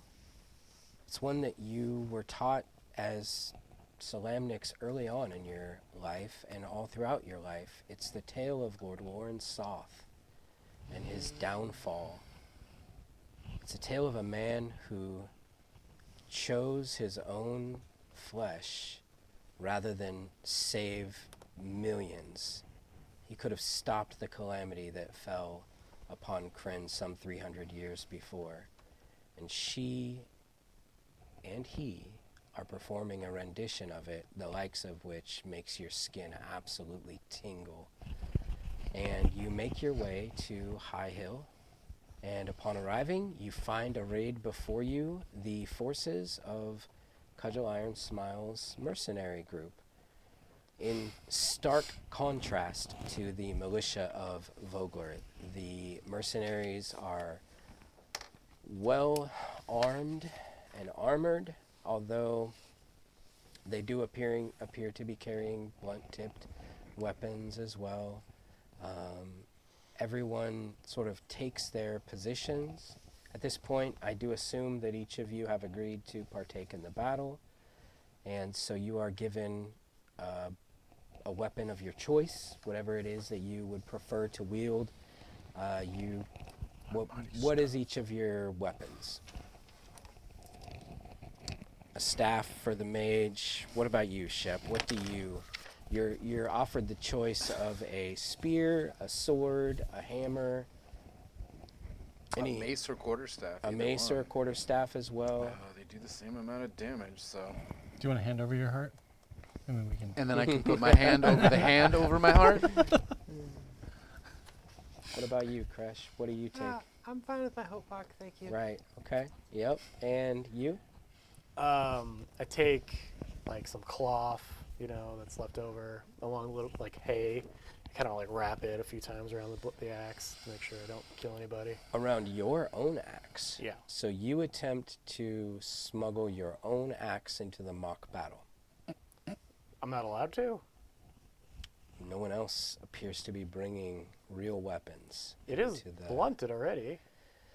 When I say blunted, I mean like wood, weapons made of wood that are blunted. Oh, no, then I'll just pick up a Training sword. Yeah, I'll just pick up a club or something. Sure. Okay. Yeah. You pick up like what, a great club? Yeah. Okay. Cool. It's a giant like tree branch. It matters, brother. Make sure that you have the tools you need. I got them right here. 1 and 2. It's a fine set of tools. After much laughter and jostling, the mayor, Cudgel, and other spectators walk to a nearby vantage to watch. As they do, the militia takes up its position atop High Hill, the same hill Salamnic troops held centuries ago. This battle is meant to represent a fight between the forces of Istar and the gathered militia of Salamnia as they held off the empirical invaders. You remember reading about this brother? Indeed. A history lesson? I remember. Do you not? Yeah, I'm trained in history just as well as you are, brother. The militia, along with you all, face the mercenaries of the Ironclad Regiment, as they are known by, at the base of the hill, arrayed as the forces of Istar once were. Although the event is only a reenactment, a tingle of excitement fills the field. Somewhere on the line, a reenactor hoots and yells, "Let's send those Istarian rats running!" And a moment later, a trumpet blast signals the start of the battle. "For Istar!" yells the mercenaries' leader, a tall half-ogre among several mounted soldiers. The mock Istarian troops assault the hill. Around you, the Vogler militia charges to meet them. I forget, Shep. Did they say what side we were supposed to be on? No. Are we even in the right place? You guys are at the top of the hill? They're Okay. at the bottom of the hill. Okay? We're with Cudgel's militia, right? You guys are the militia? We're the militia? I thought we were with Cudgel's group. No. I thought so as well. Apologies. You guys are with the citizens of Vogler, the militia, defending your land against the Istarian invaders. Well, I obviously We got to fight look against to our Miss Lord, Duhas. our great and powerful Lord Baccharis the Elder to tell us where we're supposed to be, right? We're all gonna He die, is brother. at the vantage point with Cudgel, the mayor, and everyone else. Vantage! Hey, vantage! Baccharis the younger is in the group with you. It was Baccharis the Younger leading the group. Horses. No. Who is People our painting. commander? Who's your commander? Yeah. Your commander is actually none other than Barty. Mm-hmm. As the two groups charge at each other, you at the top of the hill, them at the bottom of the hill, the thundering of horse hooves from the mercenaries, I want you all to give me a perception check. Before we do, Yeah. I raise something I was working on last night. Yeah, you never did say what you made. That's Yeah. right. Yeah. the flag of the Oh. the band of the River's Bend. Oh yeah. Oh. Raising the flag of the band of the River's Bend, Yeah. it shines in the sunlight. What does it look like? He's got a picture, bro. Oh yeah, it's a It's glorious. It's great. brilliant blue phoenix in front of a golden anchor, and behind it is a black and white in half setting. Perfect. Love it. Raising the banner high, you charge down the field. Give me a perception check. Well, my dumbass hands rolled right off that. Oh, Is it's that a a 19? 19. Oh, that's Actually, 21. 22. I can't count, apparently. Someone give me a 20. Give me 20, Crush. What you got? 20, 20, 20, 20?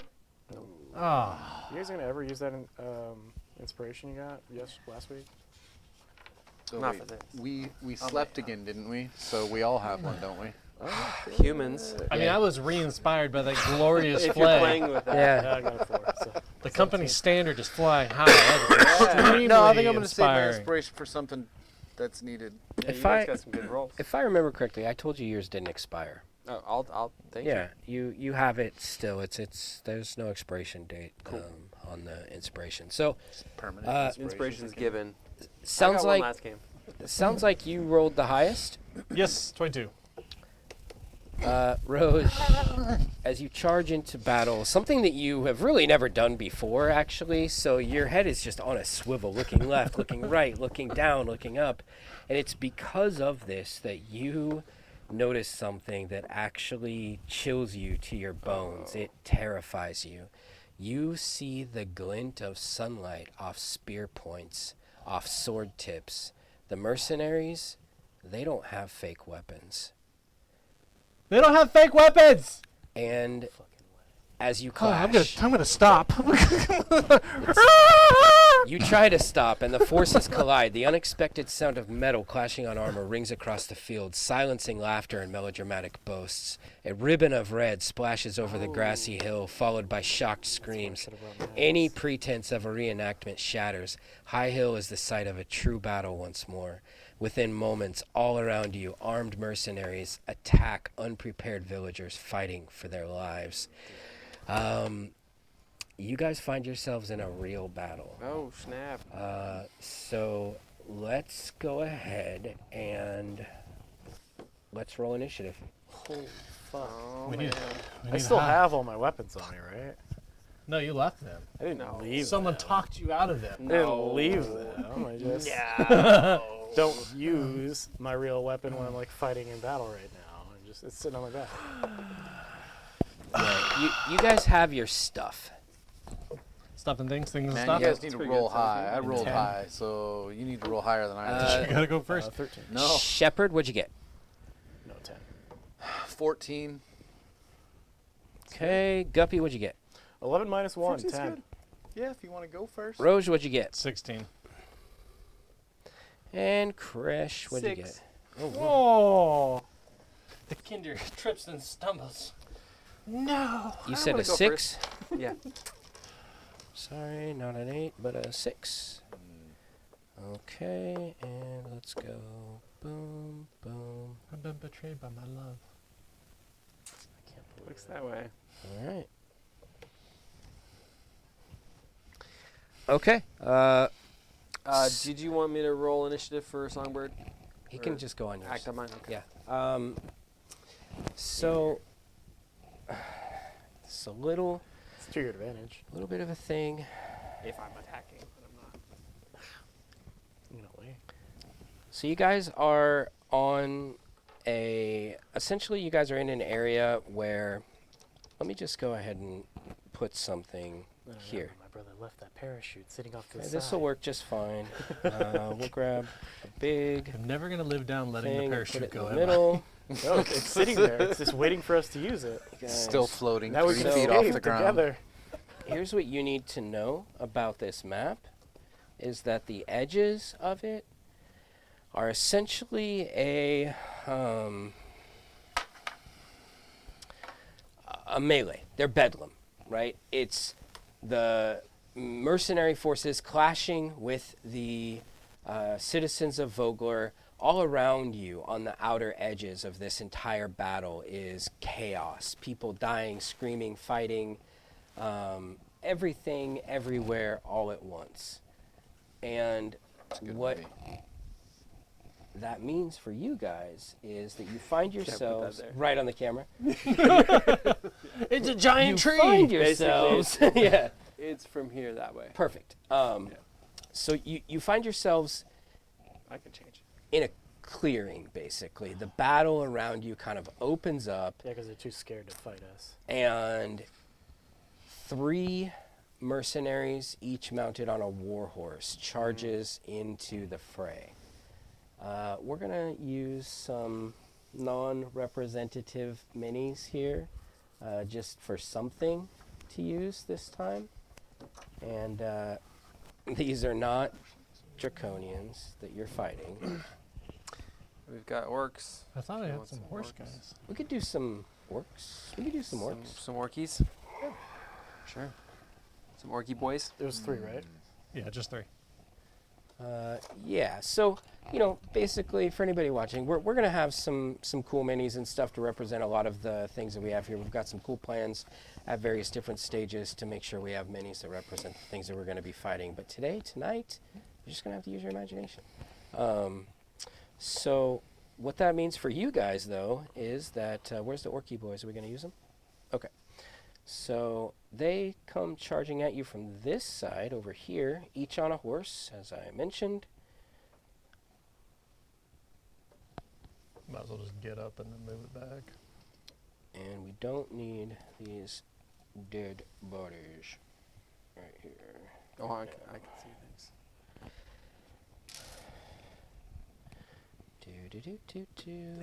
Dead bodies all over the place. Mm-hmm. 35, 45, 60. See, we I should have did played like that song. that. Like I told you. Mm-hmm. Dead So- body, man. Oh my God. Body man. Okay. So this is a little bit of a challenging. It's for anybody watching this is kind of a new mechanic for this specific adventure. The edges of this battle are essentially defined as the fray. Okay. So it's a 15-foot wide area surrounding the edge of this battle, and it is considered difficult terrain, so that you guys understand that. If you enter into the fray around the edge of this battle, you have entered into difficult terrain. If you enter the fray for a time on your turn, you risk taking some damage. There's going to be some game mechanics that can either prevent or lessen that damage that you take, but if for any reason you get pushed into the fray, choose to move into the fray, you are risking life and limb. It is dangerous. This is supposed to represent a large-scale battle with your focus in the center. Let's go. It looks like, Rose, you're up. Oh, shoot. Woo! Shoot. They're clearly hostile. I'm gonna... And there's, like, clearly people are bleeding and getting, like, there's injuries, like, it's real. It's legit. This real, is real. legit. Got They it. have So, murder in their eyes, and they are bearing down on you. got it. So, knowing horses, I'm gonna take my staff and slam it on the ground and cast Firebolt at the horse. Oh snap. On whatever one's closest to me. So Yeah. the one on the left. Yes, kill the innocents, brother. What? Not the shit. Why? Brother, that does not help. The fireball has already left the staff. I got a 22. Roll your damage. Yes, brother. Do it. Yeah, that is 100% a hit. 5 damage, flame as it hits the horse in the chest. Sploosh. Sploosh. That's why I go. Smashing into the horse, this flame. You see the singed fur, a huge patches burn. The horse kind of rears up a little bit, forelegs pawing at the air. The rider hangs tight, holds on. The horse comes back down, and it still is bearing down on you. But you did some damage to it. That's an angry horse. Mouth frothing, eyes wide with fear. Brother, I hate creatures larger than myself. Ah! That brings us to the You wanna move? next No, I will not run away from a horse. You wanna get into formation, brother? That actually brings us to this one here. I'll stand still. So, if I'm not mistaken, horses have a pretty fair amount of It's movement. like 60. Yep. It's something crazy. Yeah, they're like on us in this one. Yep. So, yeah. I use my free action to yell out while I'm holding my axe in the air now, and I'm like, "Death! Death!" Oh. I'm gonna die. It's right there. I'm in trouble.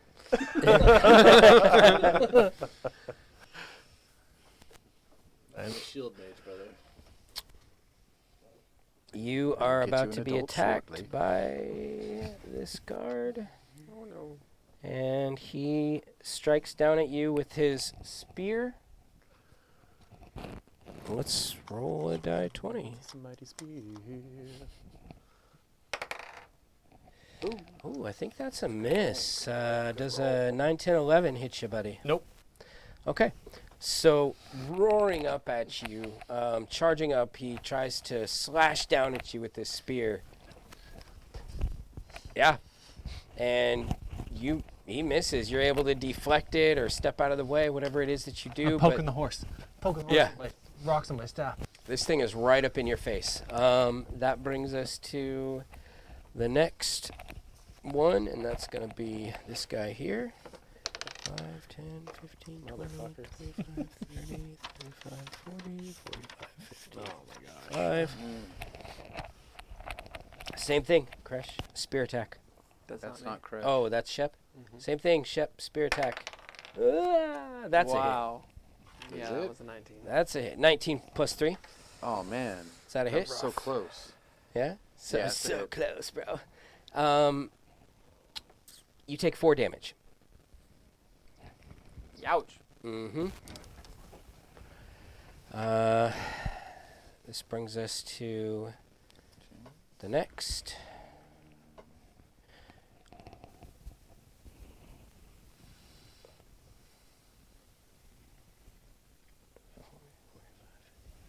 Now that is Guppy, right? Yeah, it is. Okay, Guppy. This one grabs a spear with both hands and slashes it towards your helmed face. Misses with a 3 plus 3, so a 6. I'm assuming that misses. I hope that misses. And I decided to wear my paper armor today, so I guess. yeah, it just clangs off of your helmed visage without causing any damage whatsoever. The horse rears up, and the mercenary just roars at your face. Ah! Does a little flourish with his spear and resets for his next attack. Do they use any of their movement to like hit us and run? They're not going to run. They're all up in your grills. Shep, this brings us to you. Yep, that just changed what I wanted to do. Okay. Shep, Oh, it's yeah. just like Sharp. You form a square when you're attacked by Okay, yeah, cavalry. yeah. Come yeah, on, yeah. man. I'm like, which one, dude? Like, there's like 12 books. Yeah, form square. No. Since he's in my face, I will make a physical attack. And let's see, I just need to make sure I've got the correct. Oh yeah, it's just an attack. All right. Wampum. Just says touch. May the gods guide your hands. Yeah. So with touch spells, I do have to make a physical attack. Yes. Yeah, Yes. Melee spell attack. melee spell attack. Oh, that's a miss. That's a miss. Hard. It's a miss. Oh yeah. Don't you have inspiration? Oh, I do. That's right. Thank you for reminding me of that. You're welcome. That's awful. So that's a 10 plus proficiency. 11, 12. Yeah, that's a 12 to hit. I think I'm gonna give you some inspiration. Only 2. Yeah. Do you roll it or does he? He can't. I rolled it. Okay. I could have been That better. would bring us up to 14 anyway. Shit. That is a hit, actually. Fuck yeah, you rock, Crash. Yeah, that Yeah. was needed. There you go. Yeah. That's 2 people. helping me, and Habakkuk as well, because that was a physical attack to cast Inflict Wounds. Fuck yeah! Touch him where it hurts. So I don't have the Sorry dice for for that, cussing. so I will use D&D Beyond to roll those. That's a 16 damage. To the person on the horse. Yeah. I like horses. How does his story end? Oh, okay. So that you've been saying it's like a purpley star color. Yeah. The Habakkuk filling in things. Yep. So I will just simply. Well, he did hit me, bastard. I will just grab his arm, and I will allow that sense of Habakkuk, that balancing power, encircle his arm and climb up his arm. That purpley star shape, and go into his pores and eyes and kill him dead. Yeah, where before that purpley sort of universal glow would fill in the gaps of things that are missing. In this case, it just becomes this entire being, from the arm, the hand where you grab it, up to the elbow, to the shoulder, to the head, to the chest, and that's all that's left. Is just this image of a starry night sky, and then nothing as it just blows away in the wind. And this person is now dead. The horse rears up and begins running away. And then for the rest of my turn, I'm going to use my movement and back up 10 feet, please, if you would. So we're going to go 5, 10. That is going to put you in the fray. Oh, then just 5. I just want to move back a little bit. Yeah. 15 feet all the way around I the play map. Pit Fighter. I know what happens when you get too close to the Yep. Yeah, so you do. You back up 5 feet, and you are now arrayed against the forces in front of you in a much more secure position than you were mere moments ago. This now brings us to... We're the bad guys. Guppy. Okay, move me a step to the left, please. One, like 5 foot. I'm still within his horse range there. Yep. And I'm trying to step out of the way of the horse coming forward. Yeah. Like Legolas. And I swing for that left leg of my left, his right. And I'm going to try to chop that fucking leg off right at the thigh. Going for the horse. Very specific. No, the man. Oh, the man. Okay, Yeah, cool. Once his leg is off, he's going to fall off, and then I'll jump on the horse. That's my plan. Okay. Sweet. Love it. Love it. Let's go. Yeah. Lose a leg. Let the dice do the stirrup. talking. Yeah. All right. Are we... I use action surge. The suspense. Swing again. Are you rolling with You're not going to use your inspiration? No, I used it earlier for the what do you call it? The see the perception. Oh, okay. And, You use action surge. I use action surge Okay. to swing away again. What'd you get? I'll let you have my inspiration. Oh, cool. Oh, yeah, there we go. Oh, that hits. That's a 17, Oh, yeah, that hits. and I get to add a +5 to it. Uh-huh. Okay. That is a total of 10 damage. Woo! 10 damage. A total of. Okay. You smash into the leg of this mercenary, and it... he screams. Blood spurting out all over you. And it is a terrible, terrible wound. You don't know how he's still seated on that horse, or even alive, but he is barely alive. Oh, you know what? Oh, no, I couldn't do it because I used my axe. Anyway, so I'm going to swing again. Action surge. Didn't you just use action? Oh, you're using it now. That's hits, I believe, if a 14 hit earlier. He used your inspiration on his first attack. Now Oh, he's I using gave it to you for Now the he's first using attack? action surge, Oh, yeah. roger that. I didn't Yeah. know I was Yeah. able to use inspiration after the fact, but We're going to allow it. thank you, sir. Yeah. 15, get? 16, 17. It's another hit. And the total is 6 damage. Yeah, how does this story end? Nice. Oh, I chopped that leg right off. Yeah. Second swing. Boom. And that leg just falls off in a bloody, meaty Since heap. it's gone, right? He slides off it. Oh, yeah, he absolutely sloughs right off that horse, holding onto the reins. So I am going to use half my movement to get up on that horse.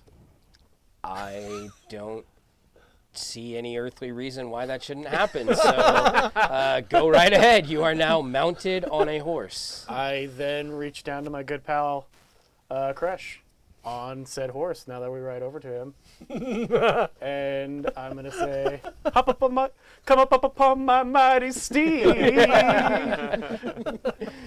Yeah, Kresh, do you accept this? I'm gonna mount it in my time of need. And yes, I'm gonna jump up there. Okay, yeah, so... So yeah, I guess on his movement, we can move over to somebody I else. think it's my turn now. Mhm. Yeah, I'll let him ride in the front so he's controlling the horse, and I'll just do the swinging part. Sure. Okay.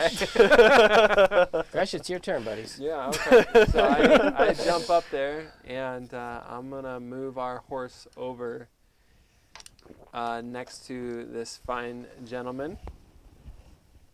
Okay. Trample. Oh, Don't shit, waste any yeah. resources. That's a good choice. You could trample him to death. The horse does have a trample ability if you move 20 feet in the direction of... Circle. Yeah, you got 60 feet. Do this. Yeah. So if you want to use the trampling charge, you move 20 feet straight toward a creature, then hit with its hoof attack. The target must succeed on a strength save or be knocked prone. If it's prone, the horse can make another attack with its hooves as a bonus action. Like a Bantha Raider. I'm just holding the axe over my head. We do a Yeah. wide loop, Yeah. and then we come at this thing with the charge. Yeah, let's go. Roll to attack. You've got a +6 to hit. Okay. Oh my 19. god. That's a hit. That's God. one hell of a horse. Let's go ahead and So make is the that strength that strength check. We got to beat a 14, natural 20, so it is not knocked prone. Aw. But you did hit it with your first attack, so you're going to go ahead and roll a 2d6 plus 4, or you could take the base. I'm not going to tell you what it is, but you could take it. Dude, do the I'm 2 gonna d roll, 6 it's plus fine. 4. Okay, Use your inspiration. No, 9 is enough. plus 4, +4. 13. 13. How does it die? Yeah. Just an absolute mess. Just rears up, thwack, Brings it thwack, over. thwack, thwack. Knocking this thing silly. Knocks it off its horse. I think it's like How- a jump in the air. How are you, Mr. Roge, having the poor man trampled in front of you? Yeah. What? I turn back. We got him for you, Roach. What? We got him. What is? My robe? No, I'm a red robe. Red robe. I'm red robe now. Red robe. Yeah. Red robe. Red robe. There it is. Hey, yeah, red robe. Red robe. The battle around you, your spatial awareness of what's happening around you kind of comes into cue for a brief moment, and what happens Namas. is a volley of arrows actually arcs out of the fray. And since you all are so conveniently bunched together for Certainly me, are. I'm going to need Oh each no, of we you- formed a square right before we got Tell you that we finished our movement further away. I'm going to need each of you to give me a dex save, please. Oh, is it the horse for us? No, this is on you guys. Can we share one because we're on the same horse? I don't want you to, so no. Oh, gross. Oh. I spin my staff and I slam on the ground and use arcane deflection to add +4 to my save. Oh, Does that help for everybody else? God damn it! man, we all failed. Sorry, we're going to take like 3 damage. What You did mean y'all get? arcane magnet, right? 10? 8 from 9. 9. I rolled a 4. Okay, and you, Shep? 18 minus 1 is 17. Okay, so Shep, you are able to anticipate the arc of these Steps arrows. inside. Step this way, this way, this way. Bat one out of the sky. The rest of you take 3 damage as you get hit in some way, shape, or form with an arrow as a volley just erupts from the fray. And with that, a hulking figure swinging a formidable axe. We're going to use this for now, but we'll probably have a different mini next week. Steps out from the chaos. He cuts through the few remaining members of Vogler's militia as he draws closer.